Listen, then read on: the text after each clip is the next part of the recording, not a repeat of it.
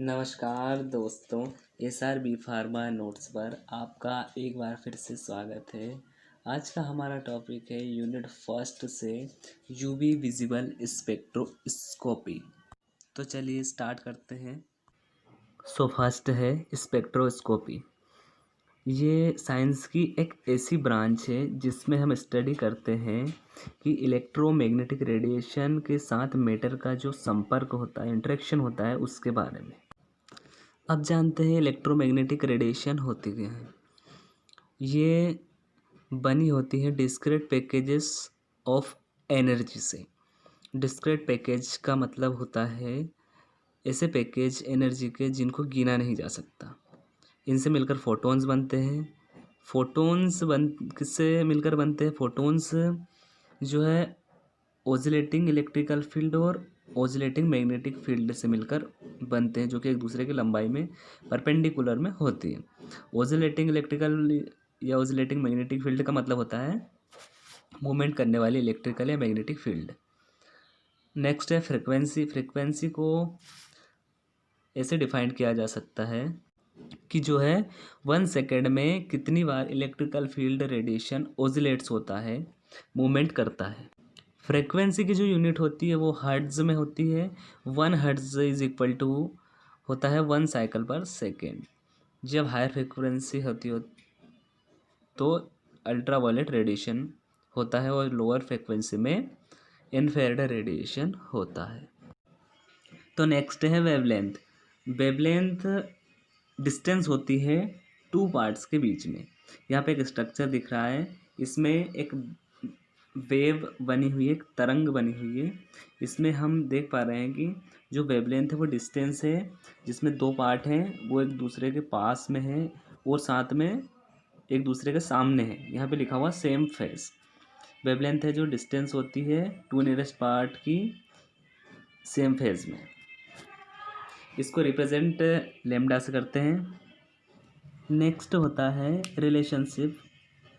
Relationship जो है वो वेवलेंथ और फ्रिक्वेंसी के बीच में इस तरह लिखा जा सकता है, C is equal to mu into lambda. C यहाँ पे वेलोसिटी ऑफ लाइट है और जो म्यू ऑफ फ्रिक्वेंसी है और लैम्डा वेवलेंथ है। तो यहाँ पे बोला जा रहा है जो एनर्जी है, एनर्जी ऑफ रेडिएशन है, वो डिपेंड करता है frequency and wavelength of radiation पर। नेक्स्ट है प्रिंसिपल ऑफ स्पेक्ट्रोस्कोपी। जो प्रिंसिपल स्पेक्ट्रोस्कोपी का वो बेस्ड होता है मेज़रमेंट ऑफ स्पेक्ट्रम पर। कोई भी ऐसा सैंपल जो एटम्स कंटेन करता है तो उसके स्पेक्ट्रम को मेज़र करने के लिए स्पेक्ट्रोस्कोपी का यूज़ करते हैं। नेक्स्ट है अल्ट्रावायलेट एब्जॉर्प्शन। स्पेक्ट्रम अराइज होता है जब ट्रांजिशन होता है इलेक्ट्रॉन के कारण मॉलिक्यूल के अंदर from lower level to the higher level. Next है जो मॉलिक्यूल्स होता है वो एब्जॉर्ब करता है यूवी रेडिएशन को बार बार। फ्रिक्वेंसी मतलब आवृत्ति होना किसी चीज़ की, बार बार एब्जॉर्ब करना। किसी मॉलिक्यूल के अंदर जो इलेक्ट्रॉन होता है वो ट्रांजिशन कॉज करता है lower level to higher level. Next है एब्जॉर्प्शन स्पेक्ट्रोस्कोपी। एक ऐसी एनालिटिकल टेक्निक है जो कि मेजरमेंट करती है इलेक्ट्रोमैग्नेटिक रेडिएशन के एब्जॉर्प्शन को। इसके एग्जांपल है विजिबल स्पेक्ट्रोस्कोपी और इन्फ्रारेड स्पेक्ट्रोस्कोपी। विजिबल स्पेक्ट्रोस्कोपी में मेज़र करती है रेडिएशन को 400 टू 800 नैनोमीटर तक, और जो IR इन्फ्रारेड स्पेक्ट्रोस्कोपी है वो मेज़र करती है 0.76 टू 15 म्यूएम तक के रेडिएशन को। Emission spectroscopy. इस एनालिटिकल टेक्निक में मेज़र करते हैं लाइट के एमिशन और उसके अमाउंट ऑफ डिस्पर्जन को। उसके जो बिखरे हुए जो कण होते हैं, फोटॉन्स होते हैं, उनको मेज़र करने की जो टेक्निक है उसको एमिशन स्पेक्ट्रोस्कोपी बोलते हैं। इसका एग्जांपल है मास स्पेक्ट्रोस्कोपी। नेक्स्ट है interaction of EMR electromagnetic radiation with matter. Matter के साथ इलेक्ट्रोमैग्नेटिक रेडिएशन का क्या इंटरेक्शन होता है, क्या संपर्क होता है। फर्स्ट है इलेक्ट्रॉनिक एनर्जी लेवल। फर्स्ट जो लेवल है वो इलेक्ट्रॉनिक एनर्जी लेवल है, जिसमें कि at the room temperature the molecules are in the lowest energy levels. जो साधारण टेम्परेचर होता है उस पर मॉलिक्यूल्स लोवेस्ट एनर्जी लेवल पर होता है, बहुत ही निचले स्तर की जो एनर्जी लेवल होते हैं उस पर होता है। But when the molecules absorb UV visible light from electromagnetic radiation, जब कोई मॉलिक्यूल्स एब्जॉर्ब करता है यूवी लाइट को इलेक्ट्रोमैग्नेटिक रेडिएशन से, तो जो लोन पेयर इलेक्ट्रॉन होता है वो प्रमोट हो जाता है हायर स्टेट की ओर, जिसको हम इलेक्ट्रॉनिक ट्रांजिशन बोलते हैं। नेक्स्ट है वाइब्रेशनल एनर्जी लेवल। ये energy level electronic energy level के कंपैरिजन में लेस एनर्जी वाला होता है, कम एनर्जी वाला होता है। आगे लिखा है जब कोई मॉलिक्यूल्स आईआर रेडिएशन एब्जॉर्ब कर लेता है तो वह एक्साइटेड हो जाता है और एक्साइटेड होकर मूवमेंट करने लगता है one vibrational level to another vibrational level. इस एनर्जी लेवल में जो स्पेस होती है वो बहुत कम होती है, लगभग 0.01 से 10 किलो कैलोरी पर मोल। नेक्स्ट है rotational energy level. Rotational energy level quantized and discrete होता है। क्वांटाइज्ड मतलब निर्धारित मात्रा वाला, डिस्क्रीट मतलब असतत, जिसकी संख्या निर्धारित नहीं होती। इस एनर्जी लेवल में जो स्पेस होती है वो वाइब्रेशनल एनर्जी लेवल के कंपैरिजन में भी कम होती है, उससे भी कम होती है। नेक्स्ट है ऑर्डर ऑफ एनर्जी लेवल। सबसे कम एनर्जी वाला लेवल रोटेशनल होता है, उससे ज़्यादा एनर्जी वाला वाइब्रेशनल होता है और सबसे ज़्यादा एनर्जी वाला इलेक्ट्रॉनिक लेवल होता है। नेक्स्ट है इलेक्ट्रॉनिक ट्रांजिशन। एनर्जी एब्जॉर्ब की जाती है यूवी रेडिएशन से कॉम्प्लेक्स ऑर्गेनिक मॉलिक्यूल के द्वारा, जो कि ट्रांजिशन कॉज करता है बैलेंस इलेक्ट्रॉन से मॉलिक्यूल में। नेक्स्ट है according to the molecular orbital theory. जब मॉलिक्यूल एक्साइटेड हो जाता है एनर्जी अब्जॉर्प्शन से, तो जो इसके इलेक्ट्रॉन है वो प्रमोट हो जाते हैं बॉन्डिंग लेवल से एंटी बॉन्डिंग लेवल पे या ऑर्बिटल पे। नेक्स्ट है एंटी बॉन्डिंग ऑर्बिटल। ऐसा ऑर्बिटल होता है जिसमें कि इलेक्ट्रॉन एनर्जी एब्जॉर्ब करके एक्साइट होकर बॉन्डिंग ऑर्बिटल से एंटी बॉन्डिंग ऑर्बिटल पर चला जाता है। जैसे कि सिग्मा इलेक्ट्रॉन है, ये सिंपल है, जब ये एनर्जी अब्जॉर्ब कर लेगा तो एक्साइटेड हो जाएगा और ये एंटी बॉन्डिंग ऑर्बिटल पर चला जाएगा। इसको रिप्रेजेंट करने के लिए सिग्मा स्टार लिखते हैं। देखिए यहाँ पर लिखा हुआ है कि जब कोई non bonding electron energy absorb कर लेता है तो वो एक्साइट हो जाता है और प्रमोट हो जाता है एंटी बॉन्डिंग ऑर्बिटल की ओर। नेक्स्ट टर्म में लिखा हुआ है जब सिग्मा इलेक्ट्रॉन सिंपल होगा तब उसको सिग्मा लिखेंगे और जब वो एंटी बॉन्डिंग कॉज करेगा तो उसको सिग्मा स्टार लिखेंगे। नेक्स्ट है टाइप्स ऑफ इलेक्ट्रॉन ट्रांजिशन। तो जो फर्स्ट टाइप है वो है sigma bonding to sigma anti bonding transition. इस ट्रांजिशन में जब ऑर्बिटल से सिग्मा इलेक्ट्रॉन एनर्जी एब्जॉर्ब करके एक्साइट हो जाता है तो वो sigma anti bonding orbital transition cause करता है। इसको हम सिग्मा स्टार से रिप्रेजेंट करते हैं। इसमें आगे लिखा हुआ है जो एनर्जी की रिक्वायरमेंट होती है वो लार्ज क्वांटिटी में होती है इस टाइप के ट्रांजिशन के लिए। जैसे एग्जांपल मीथेन के पास कार्बन और हाइड्रोजन बॉन्ड होता है सिर्फ, जो कि sigma to sigma anti bonding transition cause करता है, जिसमें कि जो एब्जॉर्बेंस मैक्सिमा है वो अप्रॉक्सीमेटली 125 नैनोमीटर होगा। नेक्स्ट सेकेंड टाइप है pi to pi anti bonding transition. देखिए यहाँ पे लिखा हुआ है pi electron in bonding orbital, bonding orbital ना कि नॉन बॉन्डिंग ऑर्बिटल। जब पाई इलेक्ट्रॉन बॉन्डिंग ऑर्बिटल में एनर्जी एब्जॉर्ब करके एक्साइट हो जाता है तो वो एंटी बॉन्डिंग ट्रांजिशन कॉज करता है, पाई एंटी बॉन्डिंग ट्रांजिशन। नेक्स्ट लिखा हुआ है ऐसे कंपाउंड जो मल्टीपल बॉन्ड कंटेन करते हैं, जिनमें मल्टीपल बॉन्ड होते हैं, जैसे alkenes, alkynes, carbonyl, aromatic, nitriles compound, इनके अंदर pi to pi anti bonding transition cause होता है। एग्जाम्पल जैसे एल्कीन्स जनरली 170 टू 205 नैनोमीटर तक की रेडिएशन को एब्जॉर्ब कर सकता है। नेक्स्ट है non bonding to sigma anti bonding transition. जो सैचुरेटेड कंपाउंड होते हैं उनमें जो आइटम्स होते हैं उनमें लोन पेयर इलेक्ट्रॉन होता है, जैसे कि ऑक्सीजन, नाइट्रोजन, सल्फर और हेलोजन, जो कि केपेबल होते हैं non bonding to sigma anti bonding transition के लिए। आगे लिखा हुआ है इस तरह के ट्रांजिशन में कम एनर्जी की रिक्वायरमेंट होती है, जैसे sigma to sigma anti bonding transition के कंपैरिजन में। नेक्स्ट है non bonding to pi anti bonding transition. जब कोई इलेक्ट्रॉन नॉन बॉन्डिंग ऑर्बिटल से प्रमोट होकर एंटी बॉन्डिंग ऑर्बिटल में चला जाता है, यानी कि एनर्जी एब्जॉर्ब करके एक्साइटेड होके anti bonding transition, pi anti bonding transition cause करता है। आगे लिखा हुआ इस तरह के ट्रांजिशन कॉज करने वाले कंपाउंड में डबल बॉन्ड होता है, जैसे कि हेटेरोएटम्स। हेटेरोएटम्स जैसे C double bond O, N double bond O, C triple bond N, जिनमें इस तरह का ट्रांजिशन कॉज होता है। जो non bonding to pi anti bonding transition होता है उसमें मिनिमम एनर्जी की रिक्वायरमेंट होती है, और इसमें जो एब्जॉर्प्शन होता है उसकी वेवलेंथ लॉन्गर होती, लंबी होती है, लगभग 300 नैनोमीटर तक। नेक्स्ट टाइप है sigma to pi anti bonding and pi to sigma anti bonding transition. This electronic transition are forbidden transition. इस तरह का जो इलेक्ट्रॉनिक ट्रांजिशन होता है वो फॉरबिडन होता है, मतलब नहीं के बराबर होता है। आर ओनली थ्योरेटिकली पॉसिबल, सिर्फ थ्योरेटिकली ही पॉसिबल हो सकता है।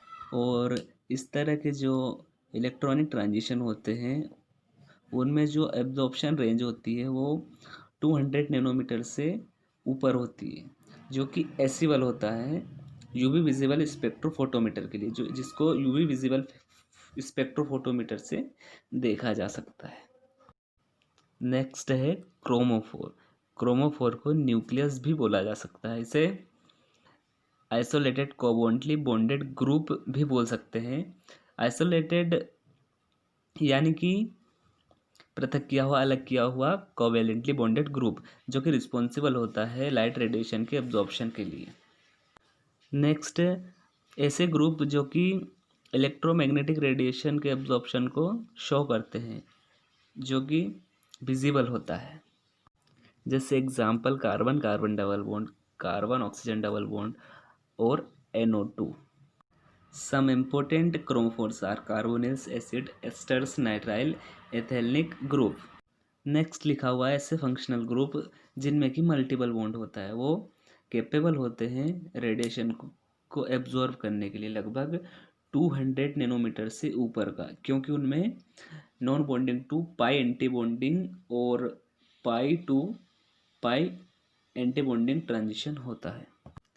नेक्स्ट है कुछ इंपॉर्टेंट पॉइंट जो कि यूवी विजुअल स्पेक्ट्रम में होने चाहिए। इसमें फर्स्ट पॉइंट है non conjugated alkenes show N intense absorption. जो नॉन कंजुगेटेड एल्किन्स होते हैं वो इंटेंस एब्जॉर्प्शन शो करते हैं। इंटेंस का मतलब होता है अत्यधिक, बहुत ज़्यादा, जो कि लगभग 200 नैनोमीटर से नीचे का होता है, जो कि इनेसिबल होता है यूवी स्पेक्ट्रोफोटोमीटर के लिए। इनेसिबल यानी कि कठिन, जिसको देख पाना आसान नहीं होता। नेक्स्ट सेकंड पॉइंट है non conjugated carbonyl group compound weak absorption show करते हैं, जिनकी रेंज लगभग 200 टू 300 नैनोमीटर तक होती है। इसमें दो एग्जाम्पल हैं।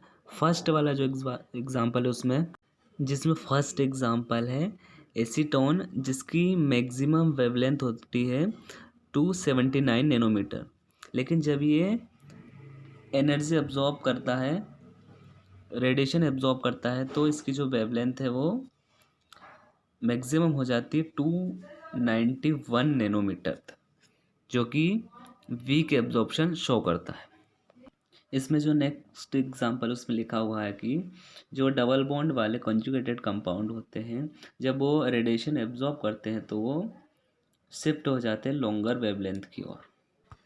जैसे कि 1,5 हेक्साडाइन की जो मैक्सिमम वेवलेंथ होती है वो होती है 178, लेकिन जब ये रेडिएशन एब्जॉर्ब करता है तो ये इसकी जो वेवलेंथ होती है वो शिफ्ट हो जाती है, जो कि होती है 227 नैनोमीटर तक। नेक्स्ट थर्ड पॉइंट जिसमें लिखा है कि जो कॉन्जुगेशन होता है कार्बन कार्बन और कार्बोनिल ग्रुप में, तो इनकी जो मैक्सिमम वेवलेंथ होती है वो जाके शिफ्ट हो जाती है लॉन्गर वेवलेंथ पे। इसके एग्जांपल है इथाइलिन की मैक्सिमम वेवलेंथ 171 नैनोमीटर होती है, एसीटोन की मैक्सिमम वेवलेंथ 279 नैनोमीटर होती है, एंड क्रोटन एल्डिहाइड की मैक्सिमम वेवलेंथ 290 नैनोमीटर होती है। नेक्स्ट है ऑक्सोक्रोम। ऑक्सोक्रोम ऐसे कोऑर्डिनेटिवली सेचुरेटेड और अनसेचुरेटेड ग्रुप होते हैं जो कि खुद रेडिएशन एब्जॉर्ब नहीं कर पाते, but when present along with A chromophore, लेकिन जब प्रेजेंट होते हैं या फिर अटैच किए जाते हैं क्रोमोफोर के साथ, तो ये जो एब्जॉर्बिंग प्रॉपर्टी होती है क्रोमोफोर को, उसको इन्हेंस कर देते हैं, उसको बढ़ा देते हैं। नेक्स्ट लिखा हुआ है, इसको कलर इन्हेंसिंग ग्रुप भी बोला जाता है। नेक्स्ट जो ऑक्सोक्रोम होते हैं, ऑल ऑक्सोक्रोम, इनमें एक या एक से ज़्यादा non bonding pair of electron होते हैं, जैसे example NH2 OH OR COOH। Next है it extend the conjugation of a chromophore. ये एक्सटेंड करता है, बढ़ाता है क्रोमोफोर के कंजुगेशन को by sharing the non bonding electrons. जैसे एग्जांपल के लिए ऑक्सोक्रोम NH2 जब बेंजीन रिंग के साथ अटैच कर दिया जाता है तो जो इसका एब्जॉर्प्शन होता है वो चेंज हो जाता है, जैसे कि वेवलेंथ मैक्सिमम 255 नैनोमीटर से 280 नैनोमीटर तक चली जाती है। इसमें नीचे लिखा हुआ है बेंजीन की मैक्सिमम वेवलेंथ 255 नैनोमीटर, फिनॉल की 270 नैनोमीटर और एनिमल की जो मैक्सिमम वेवलेंथ है वो 280 नैनोमीटर होगी। नेक्स्ट है एब्जॉर्प्शन एंड इंटेंसिटी शिफ्ट, जिसमें फर्स्ट है बेथोक्रोमिक शिफ्ट या red shift. When absorption maxima of a compound shift to the longer wavelength, जब एब्जॉर्प्शन मैक्सिमा किसी कंपाउंड का बढ़ जाता है तो वो शिफ्ट हो जाता है लॉन्गर वेवलेंथ की ओर, इसको बेथोक्रोमिक शिफ्ट या रेड शिफ्ट बोलते हैं। नेक्स्ट लिखा है, इसमें जो इफेक्ट होता है वो ऑक्सोक्रोम के प्रेजेंट होने के कारण या फिर सॉल्वेंट के चेंज होने के कारण हो सकता है। इसमें जो ऑक्सोक्रोम ग्रुप है जैसे OH OSCH3, ये मैक्सिमम एब्जॉर्प्शन करके लॉन्गर वेवलेंथ की ओर चले जाते हैं। नेक्स्ट लिखा है in alkaline medium para nitrophenol shows red shift. Alkaline medium में जो पैरा नाइट्रोफिनॉल है वो रेड शिफ्ट शो करता है, बिकॉज जो नेगेटिवली चार्ज्ड ऑक्सीजन होते हैं वो डीलोकलाइज होके मोर इफेक्टिवली हो जाते हैं then the unshared pair of electron. जैसे कि पैरा नाइट्रोफिनॉल की जो मैक्सिमम वेवलेंथ है वो 255 नैनोमीटर है, लेकिन जब इसको एल्कलाइन मीडियम में रखा जाता है तो ये रेडिएशन एब्जॉर्ब करके इसकी जो रेंज है वो बढ़ जाती है, लॉन्गर वेवलेंथ पे चला जाता है, लगभग 265 नैनोमीटर तक। नेक्स्ट सेकंड है हिप्सोक्रोमिक शिफ्ट या ब्लू शिफ्ट। जब किसी कंपाउंड का एब्जॉर्प्शन मैक्सिमा शॉर्टर वेवलेंथ पे शिफ्ट हो जाता है तब इसको हिप्सोक्रोमिक शिफ्ट या ब्लू शिफ्ट बोला जाता है। इस तरह का जो इफेक्ट होता है वो किसी कंजुगेटेड ग्रुप के रिमूवल से या फिर किसी सॉल्वेंट के चेंज करने से हो सकता है। जो एनिलीन है वो ब्लू शिफ्ट शो करता है एसिडिक मीडियम में, क्योंकि ये शिफ्ट होकर शॉर्टर वेवलेंथ पे चला जाता है। जैसे यहाँ पे एक एनिलीन का स्ट्रक्चर दिखा हो जिसकी मैक्सिमम वेवलेंथ 280 नैनोमीटर है, जब इसको एसिडिक मीडियम में रखा जाता है तो इसकी जो वेवलेंथ है वो शॉर्टर हो जाती है, लगभग 265 नैनोमीटर हो जाती है। नेक्स्ट है हाइपरक्रोमिक इफेक्ट। जब किसी कंपाउंड की एब्जॉर्प्शन इंटेंसिटी इंक्रीज हो जाती है तो इसको हाइपरक्रोमिक शिफ्ट बोलते हैं।